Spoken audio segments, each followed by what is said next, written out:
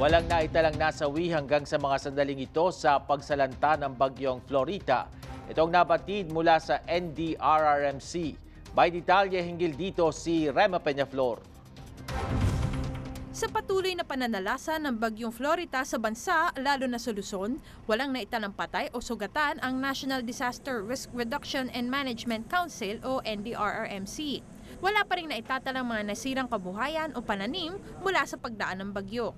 Ngunit patuloy pa rin ang pagmamonitor ng ahensya sa paggalaw ng bagyo sa pamamagitan ng pagtutok ng NDRRMC sa mga lugar na dadaanan ng bagyo. Kaagad nilang pinadadalhan ang mga lokal na pamahalaan ng babala na maaaring paggalaw ng panahon at mga dapat gawin sa sakuna. Nagpadala na rin sila ng preemptive goods sa mga lugar na maaaring maapektuhan. Kasama na din dito ang paghahanda ng mga tao sa posibleng paglipat o evacuation mula sa delikadong lugar.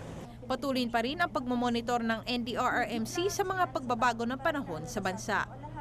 So doon tayo nagfo-focus, yun ang agad-agaran natin binibigyan ng babala para alam agad nila na kung sakali makaranas nila ng pag-ulan doon, alam na nila yung mga measures na kailangan nilang i-undertake. Ito po ang inyong kaibigan, Rema Peñaflor, para sa Newsite.